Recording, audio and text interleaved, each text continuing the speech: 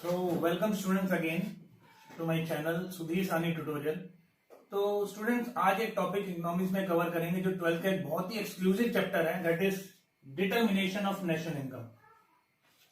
सबसे बढ़िया चैप्टर्स में ये चैप्टर है, तो इस चैप्टर को हम कवर करेंगे बिल्कुल डीप में और आपको समझाएंगे इसके टॉपिक।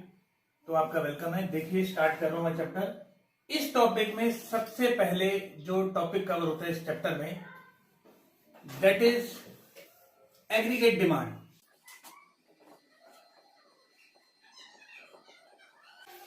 देखिए मैं आपको सबसे पहले बताना चाहूंगा कि हमारी इकोनॉमी में पहले हम जो डिवीजन करते थे सेक्टर का, वो था प्राइमरी, सेकेंडरी, टर्शरी। बट आजकल मॉडर्न व्यू के हिसाब से एक इकोनॉमी में 4 सेक्टर होते हैं, that is household sector, firm sector, government sector और last rest of the world sector. तो देखिए हम एग्रीगेट डिमांड को डिफाइन करने से पहले आपको एक बात और बता दें कि ये चैप्टर प्लान्ड पर बेस चलेगा, कि क्या प्लानिंग है, एक्चुअलिटी पे नहीं चलेगा। बाद में जो एक्चुअल रिजल्ट्स आते हैं that is to be compared with the planned. तो एग्रीगेट डिमांड की जो डेफिनेशन है वो भी प्लान पर बेस्ड है। तो क्या डेफिनेशन है पहले मैं आपको हिंदी में समझा रहा हूं। एग्रीगेट डिमांड वो खर्चा है जो चारों सेक्टर ने प्लान किया एक साल पर फाइनल गुड्स और सर्विसेज पर खर्चने के लिए। फिर सुन लीजिए, जो 4 सेक्टर मैंने आपको बताए वो चारों सेक्टर क्या प्लान कर रहे हैं फाइनेंशियल ईयर में गुड्स और सर्विसेज पर खर्चने के लिए, उस खर्चे को बोलते हैं एग्रीगेट डिमांड। देखिए डेफिनेशन लिख रहा हूं, देखिए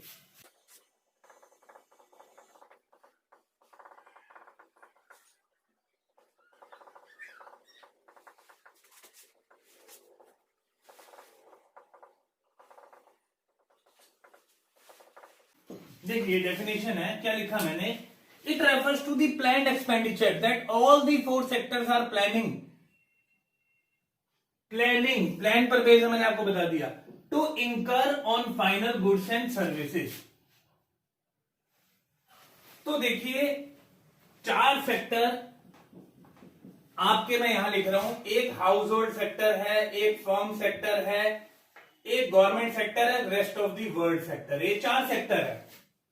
अब आप बताइए हाउस होल्ड सेक्टर जो है वो किस पर खर्चा करता है फाइनल, दैट इज कंजम्पशन पर। किस पे करता है? यदि हम हाउस होल्ड है तो हमारा जो फाइनल खर्चा होगा वो कंजम्पशन होगा। तो पहला कंपोनेंट इसका हो गया सी, कंजम्पशन एक्सपेंडिचर। फर्म किस पर फाइनल खर्चा करती है? फर्म करती है इन्वेस्टमेंट। आपको पता है जो फर्म का फाइनल खर्चा होता है that is made on investment. तो इन्वेस्टमेंट एक्सपेंडिचर जिसे आप कैपिटल गुड्स पे किया गया खर्चा भी बोल सकते हैं, जैसे मशीनरी खरीदना, ठीक है ना, और अपना प्लांट लगाना, ये सब करना। गवर्नमेंट के खर्चे को गवर्नमेंट जी से इंडिकेट करते हैं, that is government expenditure. Government ने पब्लिक सर्विसेज पर जो खर्चा करना है वो that is to be covered under government expenditure. और रेस्ट ऑफ द वर्ल्ड के साथ हम क्या करते हैं?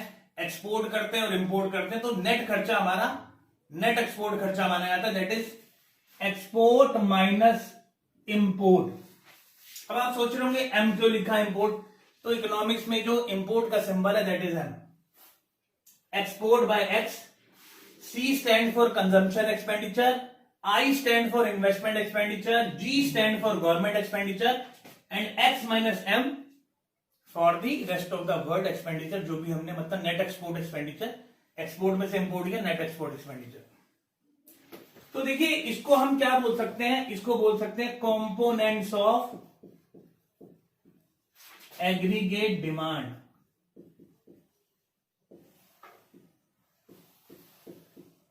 ये एग्रीगेट डिमांड के कंपोनेंट्स हैं, consumption expenditure, investment expenditure, government expenditure और नेट एक्सपोर्ट एक्सपेंडिचर। ये 4 कंपोनेंट है। आपको कभी 4 मार्क्स का क्वेश्चन आता है कि एग्रीगेट डिमांड के कंपोनेंट्स बताइए, तो ये 4 कंपोनेंट्स हैं जी, ठीक है जी। 5 है बेसिकली, इसको चौथा ही मानते हैं नेट एक्सपोर्ट को, एक्स माइनस है।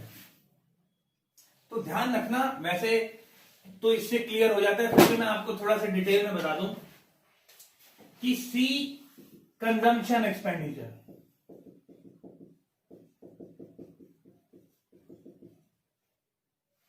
कंजम्पशन एक्सपेंडिचर में क्या हो सकता है, मान लीजिए एक फैमिली का दवाई का खर्चा भी है, वो भी कंजम्पशन एक्सपेंडिचर है। घर के लिए सोफा लाते हो, टीवी लाते हो, वो भी कंजम्पशन एक्सपेंडिचर है। किसी फैमिली का बच्चा ट्यूशन पढ़ता है, सर्विसेज ले रहा है, उसकी फीस पे कर रहा है, that is also consumption expenditure. ठीक है जी। तो इसके एग्जाम्पल आप दे सकते हो, यहां बोर्ड पे मैंने क्या नहीं लिखा, आप इसको नोट कर सकते हो। while seeing this class you can write. Okay, now come to investment expenditure, I.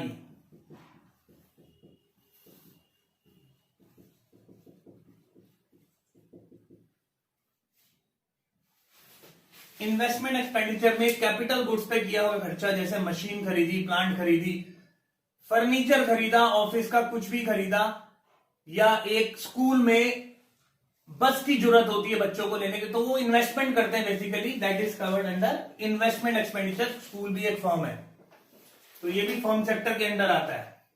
Okay जी। तो देखिए नेक्स्ट, देखिए एग्जाम्पल आप इसके साथ साथ ले सकते हैं, कोई इशू नहीं है।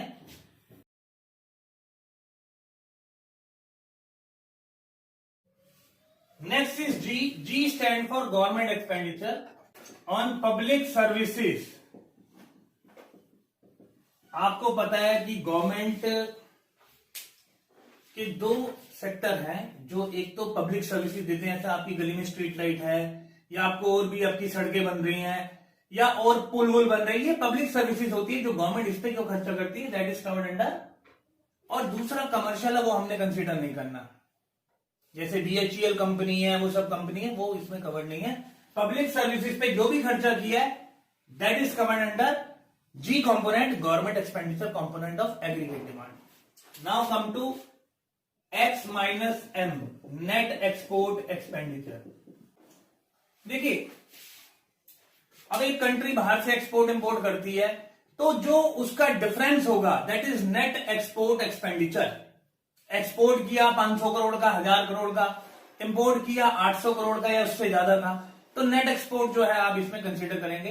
ये पॉजिटिव भी हो सकता है नेट एक्सपोर्ट, नेगेटिव भी हो सकता है, यानी कि फेवरेबल भी हो सकता है और अनफेवरेबल भी हो सकता है। इंडिया ऐसी कंट्री है तो भैया इंपोर्ट ज्यादा है, आपको पता ही है, और एक्सपोर्ट कम है, तो हमारे लिए अनफेवरेबल रहता है। बाकी चाइना ऐसी कंट्री, उनके तो एक्सपोर्ट्स बहुत ज्यादा होते हैं और इंपोर्ट कम होते हैं, उनके लिए फेवरेबल है। तो this is all about components of aggregate demand and definition of aggregate demand, आपको मैं एक्सप्लेन कर चुका हूं। अब देखिए नेक्स्ट चीज क्या आती है, हमने ये जो चैप्टर पढ़ना है, ये पढ़ना है प्रोफेसर केन्स के अकॉर्डिंग। आपके कोर्स में जो ये चैप्टर या टॉपिक कवर्ड है, this is covered according to professor Keynes. इस वक्त कई लोग केन्स पढ़ते हैं, किन्स पढ़ते हैं, you can say professor Keynes. तो प्रोफेसर केन्स के अकॉर्डिंग इस चैप्टर में खाली दो ही सेक्टर होंगे, एक फर्म और एक हाउस होल्ड। ध्यान रखिए, मैंने कंपोनेंट में चारों लिखवाए आपको, मगर प्रोफेसर केन्स के according economy is consisting of two sector model only.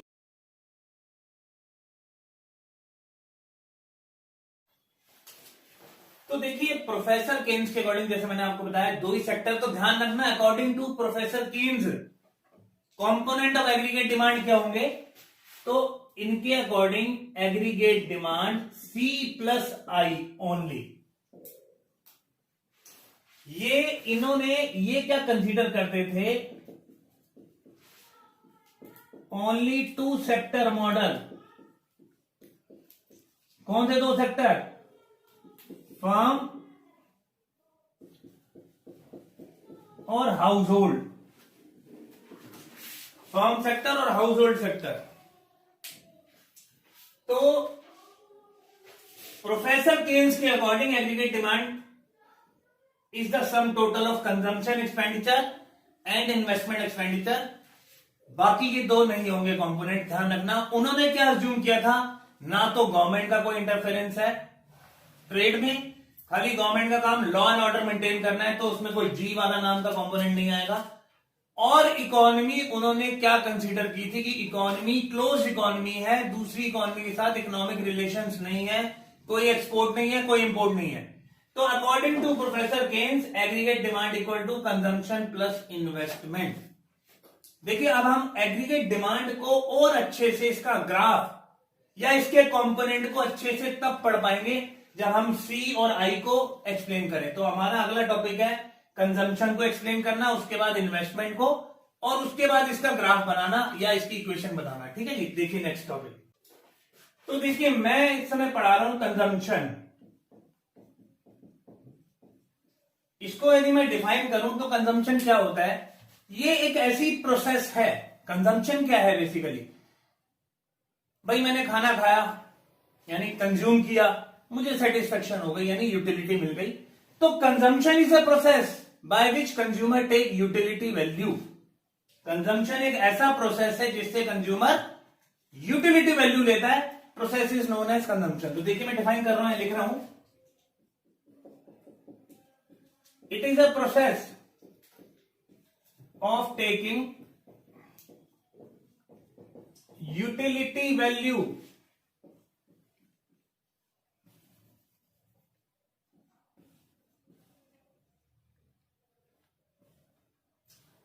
from any goods or services।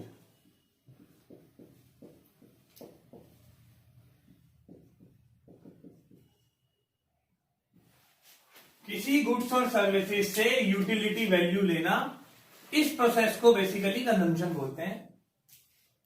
अब देखिए इसके बाद टॉपिक क्या आता है कि कंजम्पशन का फंक्शन क्या है।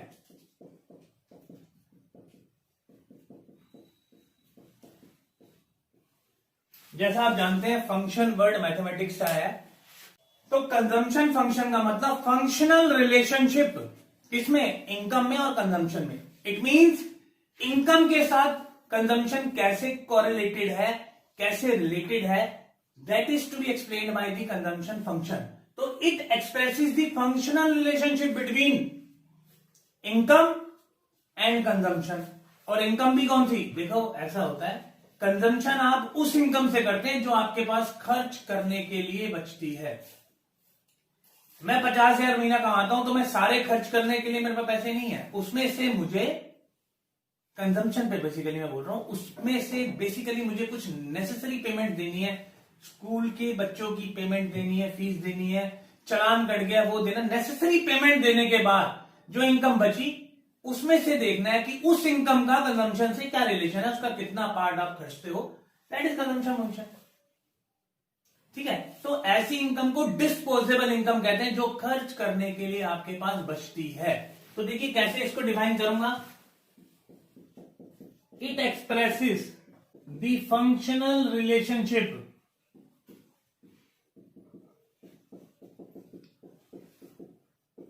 between disposable income and consumption। तो यानी कि consumption is the function of disposable income. YD stand for disposable income. Consumption is function of disposable income, that is consumption function. यहां YD का मतलब क्या है, आपकी डिस्पोजेबल इनकम। ये देखिए YD stand for disposable income and F stand for function. अब आगे देखिए हमें क्या पढ़ना है कि ये कंजम्पशन फंक्शन कितने टाइप का होता है। तो आगे देखिए,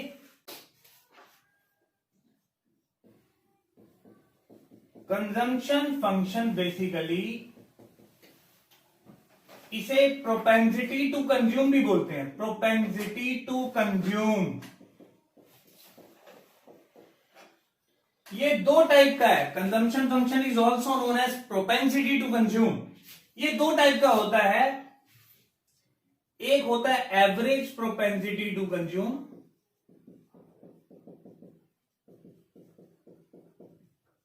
that is APC, average propensity to consume, और दूसरा होता है कि मार्जिनल प्रोपेंसिटी टू कंज्यूम,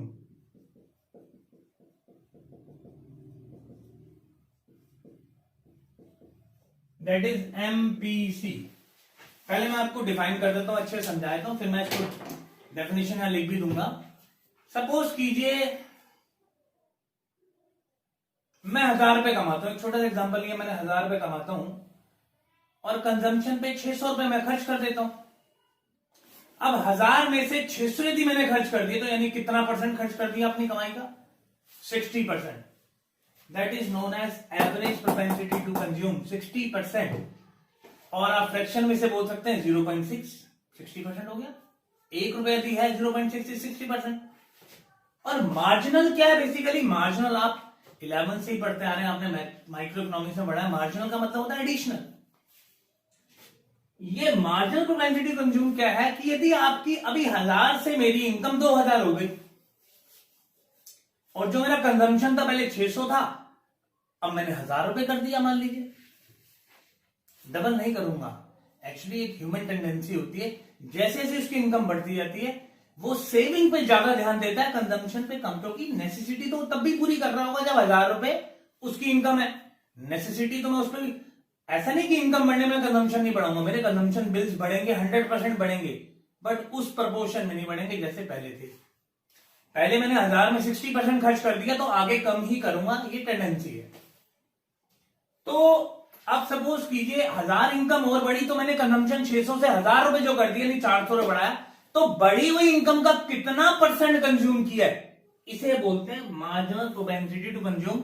आपने देखा अगली 1,000 इनकम बढ़ी, कंजम्पशन बढ़ाई 400, तो 40% एडिशनल इनकम का मैंने कंजम्पशन पर खर्च किया, that is marginal propensity to consume. अब देखिए मैं डिफाइन कर रहा हूं,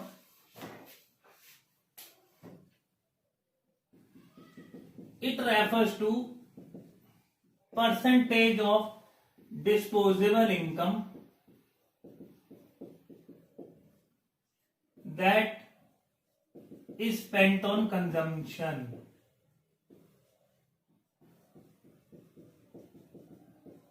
यानी कि APC equal to C/Y।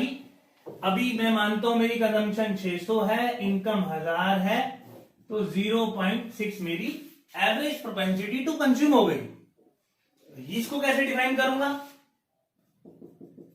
It refers to percentage of additional income that is spent on consumption. और ये कैसे आएगा? Delta C upon delta Y। This is delta C, change in consumption upon change in income. 600 consumption थी, 1,000 हुई तो change in consumption 400, और income 1,000 से 2,000 हुई तो चेंज इन इनकम आपकी 1,000। तो एग्जांपल मैं ऊपर लिख देता हूं कि मान लीजिए मेरी इनकम पहले थी 1,000, कंजम्पशन थी 600, इनकम हुई 2,000, कंजम्पशन कर दी 1,000, तो यहां एमपीसी के हिसाब से चेंज इन कंजम्पशन 400 और change in income 1,000। This is 0.4 this is MPC. तो आई थिंक आपको ये एपीसी और एमपीसी अच्छे से क्लियर होगा। This is component of consumption function, ठीक है जी। एक पर्सन की लाइफ में जो भी उसकी इनकम होती है और वो अपनी इनकम के हिसाब से क्या कंजम्पशन करेगा, ये चीज भाई दोनों चीजों पे एमपीसी पर भी बहुत डिपेंड करती है। अभी आगे हम इसको एक्सप्लेन करते हैं कैसे करते हैं, देखिए। अब देखिए हमें पढ़ना है जो टॉपिक, वो इक्वेशन ऑफ कंजम्पशन फंक्शन।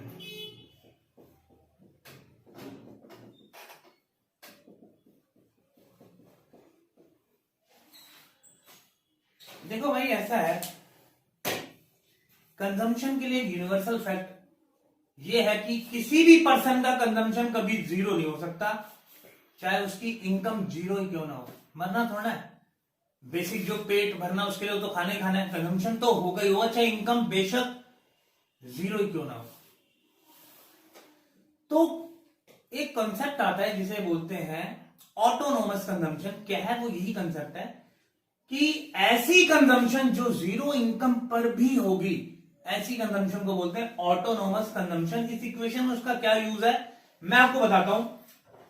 तो कंजम्पशन की इक्वेशन है C इक्वल टू C बार। ये C बार ही ऑटोनोमस कंजम्पशन है कि भाई ये पोर्शन तो होना ही होना है कंजम्पशन में, और इसके अलावा भी होगा जो बिल्कुल बेसिक ये ऐसी नेसेसिटी है, चाहे इनकम जीरो ही क्यों ना हो, ये कंजम्पशन तो होगी ही होगी। और इसके अलावा क्या होगी, that is depend upon marginal propensity to consume, कि भैया बड़ी जो इनकम और आगे बढ़ेगी तो मैं उसको किस तरीके से खर्च करूंगा, दैट कंसेप्ट वाज एमपीसी। तो एमपीसी को बी वर्ड से भी डिनोट करते हैं, तो बी वाई इनकम के साथ क्या एमपीसी मल्टीप्लाई करेंगे तो आपकी कंजम्पशन का टोटल एक्सपेंडिचर आएगा, कि ऑटोनोमस तो आएगा ही आएगा। Here C bar equal to autonomous consumption, और ये क्या है, it refers to consumption expenditure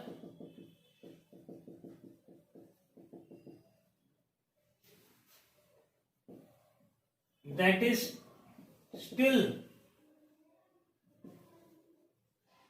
they are even at zero level of income, जो स्टिल जीरो लेवल इनकम पर भी होता है, ऐसे कंजम्पशन एक्सपेंडिचर को बोलते हैं ऑटोनोमस। और बी का मतलब यहां क्या है, B stand for MPC, marginal propensity to, जो कि मैंने आपको अभी बताया था delta C upon delta Y. देखिए मैं आपको बी का कंसेप्ट उन बच्चों के लिए खासकर बता रहा हूं जो मैथमेटिक्स पढ़ते हैं। आपने मैथमेटिक्स में स्लोप का फंडा पढ़ा होगा, ढलान, और मैथ्स में जो बच्चे डेरिवेटिव पढ़ते हैं, किसी भी फंक्शन का फर्स्ट डेरिवेटिव कर दो उसका स्लोप निकल आता है। तो मैं कंजम्पशन की इक्वेशन का फर्स्ट डेरिवेटिव कर दूंगा तो मुझे एमपीसी यानी कि स्लोप मिल जाएगा, change in C upon change in Y मिल जाएगा। ठीक है, तो एमपीसी को मैं एक तरीके से और भी डिफाइन करता हूं उसी मैथ्स के अकॉर्डिंग। तो एमपीसी को ऐसे ही बोल सकते हैं, it refers to the rate of change in consumption to change in the disposable income. या डिस्पोजेबल वर्ड देखो यूज करते हो तो बहुत बढ़िया, नहीं भी करोगे तो इसका कोई इतना सिग्निफिकेंस नहीं कि इसकी वजह से मार्क्स कटेंगे, ऐसा कुछ नहीं होगा, बट करते हैं तो बहुत बढ़िया, क्योंकि एक्चुअली में कंजम्पशन पर डिस्पोजेबल इनकम का ही पार्ट खर्च किया जाता है, नॉर्मल इनकम का नहीं। जो मैंने टोटल कमाई उसका नहीं खर्चूंगा, पहले अपने नेसेसिटी दूंगा, बच्चों की फीस दूंगा, ये सब दूंगा। तो रेट ऑफ चेंज, कि भैया कंजम्पशन किस रेट से चेंज हो रहा है, यदि मेरी इनकम चेंज होती है टू दी, तो जैसे मैंने आपको बताया 600 से कंजम्पशन का खर्चा मेरा 1000 हो गया, due to change in income from 1000 to 2000, तो रेट जो है वो 40% का है, कि अगली 1000 इनकम बढ़ने पर मैंने 400 रुपए कंजम्पशन बढ़ाया, तो वो रेट ही एमपीसी है। तो कंजम्पशन की इक्वेशन मैंने आपको बताई, C equal to C bar plus B Y. C bar ये तो होना ही होना है, प्लस इसके अलावा एमपीसी पे डिपेंड करता है कि किस रेट से चेंज होगा, इनटू इनकम करो तो आपको जो मिलेगी दैट इज कंजम्पशन फंक्शन। अब देखिए मुझे इसका ग्राफ बनाना है। अब आप एक बात तो समझ चुके होंगे कि इनकम के साथ कंजम्पशन का डायरेक्ट रिलेशन है, इनकम बढ़ती जाएगी कंजम्पशन भी बढ़ती जाएगी, रेट कुछ भी हो, रेट कम हो रहा है ज्यादा हो रहा है ये मैटर नहीं करता। नॉर्मली रेट कम होता है, मैंने आपको बता दिया, साइकोलॉजिकली ऐसा ही होता है कि मेरी इनकम ऐसा, मैं 50,000 कमाता हूं, 10 लाख कमाने लग जाऊं तो मैं खर्चे भी उस हिसाब से थोड़ा कर दूंगा। 50,000 मेरे 40 है तो 10 में मैं 80% खर्चूंगा कि 8 लाख खर्चूंगा, नहीं खर्चूंगा। उस समय मेरा माइंड सेविंग की तरफ जाएगा, तो सेविंग की तरफ प्रपोर्शन बढ़ता जाएगा उसका परसेंटेज, और कंजम्पशन की तरफ कम होता जाएगा, ये जरूरी है और ये ह्यूमन टेंडेंसी है, मतलब बेसिकली। तो देखिए ग्राफिकल ऑफ कंजम्पशन फंक्शन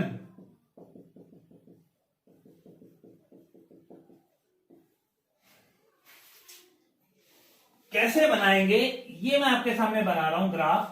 ये ना ग्राफ जी, ये अपना वाई एक्सिस है, ये ओरिजिन है, ये एक्स एक्सिस है, ये इनकम है, यहां मैं कंजम्पशन ले रहा हूं मान लीजिए। तो भाई कंजम्पशन कभी जीरो तो होगी नहीं, तो इसका मतलब इसका ग्राफ ओरिजिन से स्टार्ट नहीं हो सकता, क्योंकि ओरिजिन पॉइंट का मतलब इनकम भी जीरो कंजम्पशन भी जीरो, बट इनकम जीरो होने के बावजूद भी कंजम्पशन कभी भी जीरो नहीं होगी, मैं आपको बता दिया। And the concept is autonomous consumption, income zero भी हो तो कंजम्पशन कुछ ना कुछ होगी। अब आप सोचेंगे वो कहां से होगी, that is from past saving, पुरानी सेविंग में से चाहे खर्चे, बंदा मरेगा नहीं, भूखा नहीं मरेगा, कंजम्पशन तो करनी ही पड़ेगी। आप कितने लोग अपनी लाइफ में ऐसे देखते होंगे जिनकी इनकम कुछ भी नहीं है बट ऐसा थोड़ा कंज्यूम नहीं कर रहे, कपड़े नहीं पहन रहे, या रोटी नहीं खा रहे, या दवाई नहीं खा रहे, सब चीजें चलती रहेंगी। उस समय वो पास्ट सेविंग्स में चलेंगी इनकम, यदि बाय चांस किसी की नहीं भी है तो। अब देखिए इसका मतलब ये ग्राफ ओरिजिन से स्टार्ट नहीं होगा, कंजम्पशन जीरो पे भी कुछ होगी। यदि इनकम जीरो तो कंजम्पशन मान लो इतनी है, तो ये जो लेवल है आपका ये ऑटोनोमस कंजम्पशन है। इतना लेवल क्या है आपका, ऑटोनोमस कंजम्पशन। और रिलेशनशिप क्या है इनकम और कंजम्पशन में, डायरेक्ट है। तो ये पॉजिटिव स्लोप कर्व बनेगा कि इनकम के बढ़ने के साथ कंजम्पशन बढ़ेगी। तो आप ऐसे, ये positive slope, this is consumption positive slope. X axis बढ़ते जा रहे हो, वाई एक्सिस पे भी जो चीज है वो भी बढ़ती जा रही है, पॉजिटिव स्लोप। आपने 11 में डिमांड का बढ़ा था तो वो नेगेटिव स्लोप था कि प्राइस बढ़ेंगे तो डिमांड कम होगी, तो वो बेसिकली लेफ्ट टू राइट नीचे, और ये left to right upward sloping, इसे अपवर्ड स्लोपिंग भी बोलते हैं, पॉजिटिव स्लोप भी बोलते हैं।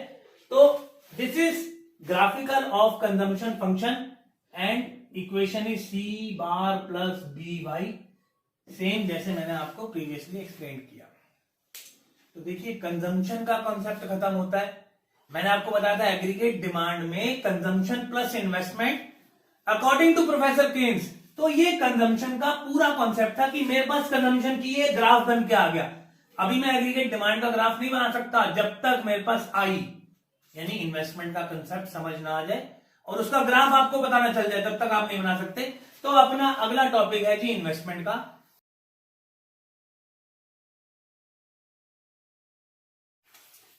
देखिए भाई अब आता है इन्वेस्टमेंट का के बारे में। तो इन्वेस्टमेंट पहले मैं बात करूं तो क्या है, what do you understand by investment. तो देखिए इन्वेस्टमेंट क्या होता है, कैपिटल गुड्स, अकाउंट्स में पढ़ते हैं उसको फिक्स्ड असेट्स, असेट्स यहां पर पढ़ते हैं कैपिटल गुड्स। तो खाली कैपिटल गुड्स में ही नहीं होती इन्वेस्टमेंट, और भी चीज होती है, जैसे चेंज इन स्टॉक, एक फर्म के पास जो स्टॉक में चेंज हुआ that is also covered under investment.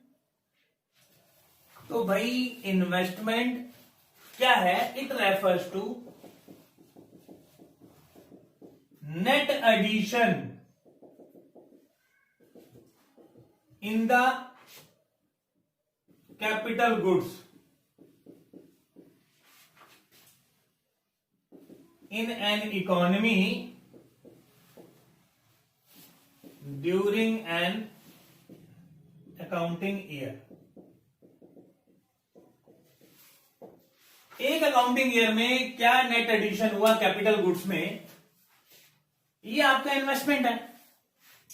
और इन्वेस्टमेंट के दो डिवीजन हैं, दो टाइप की इन्वेस्टमेंट होती है। एक होती है ऑटोनोमस इन्वेस्टमेंट और भाई एक होती है इंड्यूस्ड इन्वेस्टमेंट।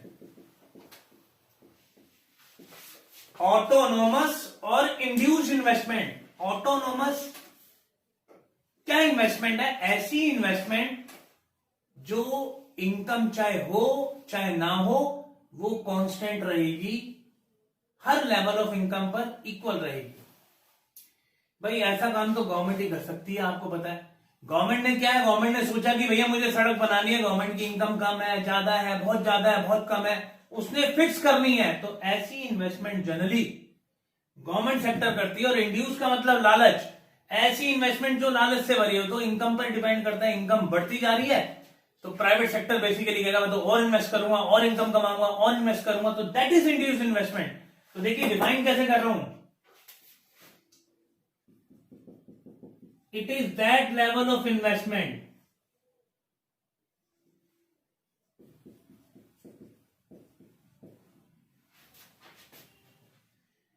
यार ऐसे लिखिए, it is the level of investment that remains constant, constant रहेगी इररिस्पेक्टिव ऑफ इनकम। इनकम चाहे कुछ भी हो, इररिस्पेक्टिव, इनकम का लेवल कुछ भी हो, ये इसने कांस्टेंट ही रहना है। यानी कि जीरो इनकम भी है तब भी ये इन्वेस्टमेंट होगी। और ये क्या है, इट रेफर्स टू इन्वेस्टमेंट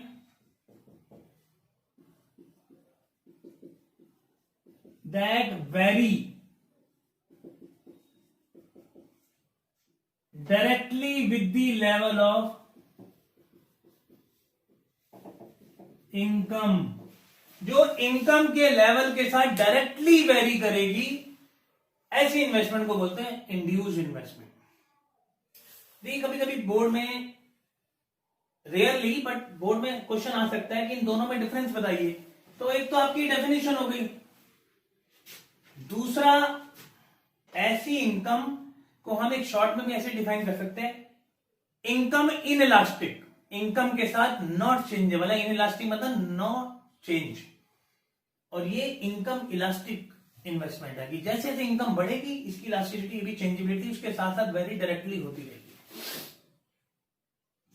तीसरा आप लिख सकते हैं, ये प्रॉफिट मोटिव के लिए नहीं है, ये प्रॉफिट मोटिव के हिसाब से है। इसे जनरली गवर्नमेंट सेक्टर खर्च करती है, इसे गवर्नमेंट नहीं करती, इसे प्राइवेट सेक्टर, जो इंड्यूस तो लालच उन्हीं को होगा। गवर्नमेंट तो पब्लिक सर्विसेज दे रही हो, इन्वेस्टमेंट कोई लालच के लिए नहीं करती, वो बेसिकली जो करना है उसने सर्विसेज देनी है पब्लिक को, वो देनी है, इनकम से उनका कोई मैटर नहीं, इनकम ज्यादा कम कुछ भी हो। तो ये आप डिफरेंस दे सकते हैं। और चौथा इसका ग्राफ में अभी बना के दिखाता हूं आपको। फोर्थ पॉइंट में आप ग्राफ दे सकते हैं। देखिए मैं सारे पॉइंट नहीं लिखवा रहा हूं, मैं आपको बता दिया है। आप यदि इसका डिफरेंस आता है आप इसको डिवीजन करके लिखिए। पहला डेफिनेशन इनकम, दूसरा पॉइंट इनकम इलास्टिक, ये इनकम इन इलास्टिक है, ये इनकम इलास्टिक है। तीसरा पॉइंट ये गवर्नमेंट सेक्टर कर रही है तो भी प्रॉफिट मोटिव नहीं है, प्रॉफिट मोटिव के लिए तो जनरली ये प्राइवेट सेक्टर खर्च करता है। और चौथा आप ग्राफ बना दीजिएगा जो मैं अभी बता रहा हूं। देखिए चौथा आप ऐसे डिवीजन करके ग्राफ बना दीजिए। यहां पर आपकी इनकम,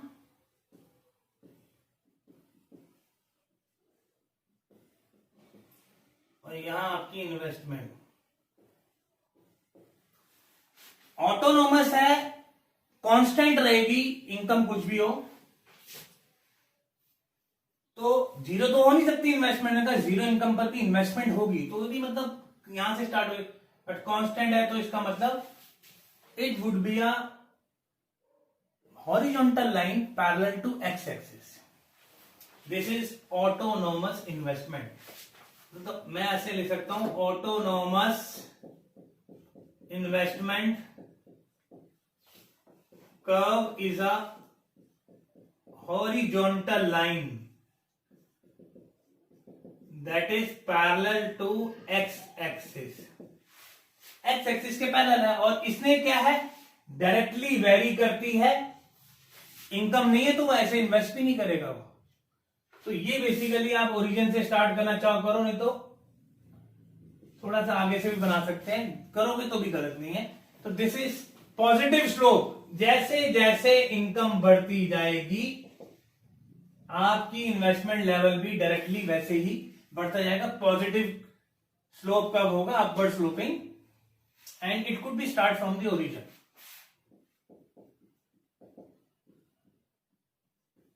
ये देखिए, तो चौथा पॉइंट आप डिफरेंस में इसका ग्राफिकल प्रेजेंट, हेडिंग क्या लिखेंगे आप, ग्राफिकल प्रेजेंटेशन, और आप ऐसे ग्राफ बना सकते हैं। ठीक है, अब इन्वेस्टमेंट भी हो गया।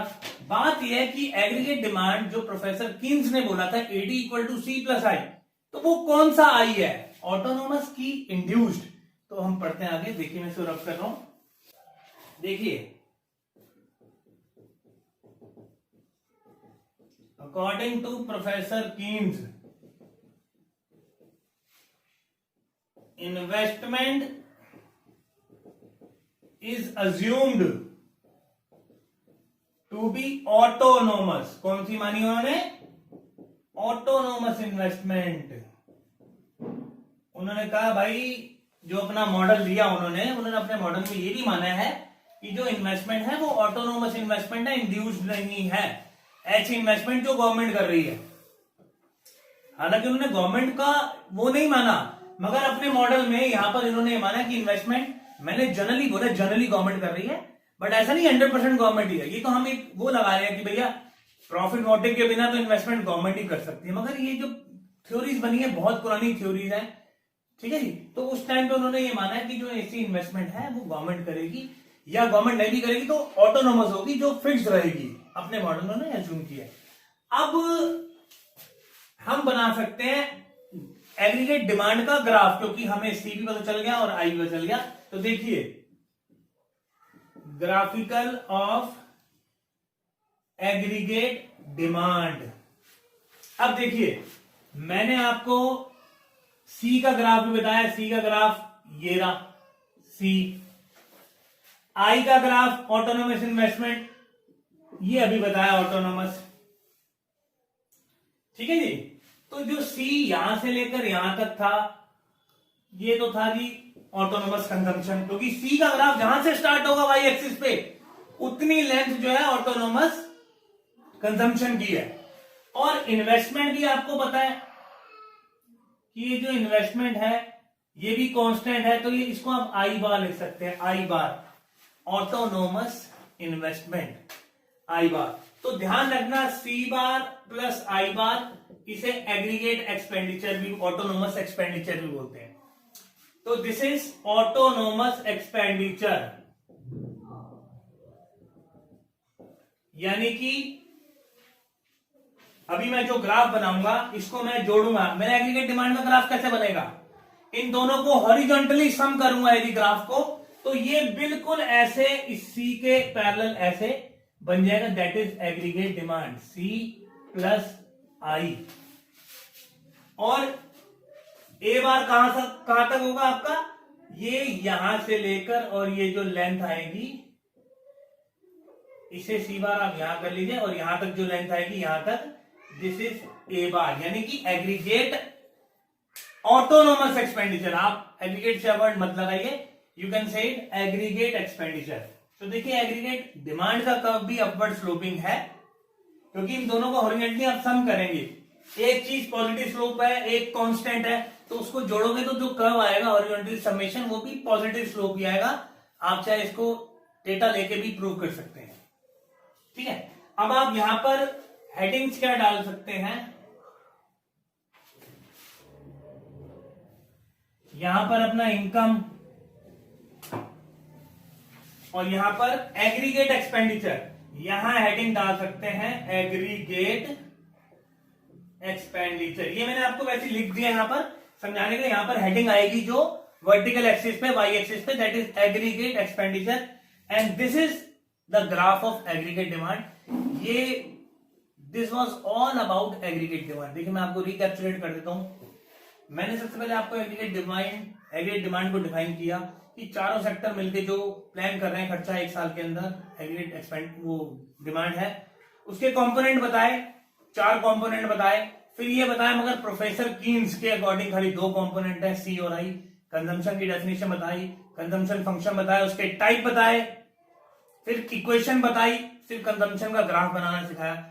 ऐसी फिर जो इन्वेस्टमेंट है उसके बारे में बताया, 2 टाइप की हो सकती है, उनके ग्राफ बताए। और ये बताया कि प्रोफेसर केन्स ने ऑटोनोमस इन्वेस्टमेंट माना है, दोनों के ग्राफ को क्लब किया, हॉरिजॉन्टली समेशन किया, तो एग्रीगेट डिमांड का ग्राफ भी आ गया, पॉजिटिव स्लोप कर्व। अब इसमें डीप में जाके क्वेश्चन कैसे आ सकते हैं, आपको ट्रू फॉल्स पूछ लेगी, एग्रीगेट डिमांड जी ओरिजिन से स्टार्ट होता है, तो आप बोलेंगे फॉल्स है जी, नहीं हो सकता, क्योंकि एग्रीगेट डिमांड में कंजम्पशन आ रहा है, कंजम्पशन ही 0 नहीं हो सकती किसी भी लेवल पे, तो एग्रीगेट डिमांड कहां से होगी सर।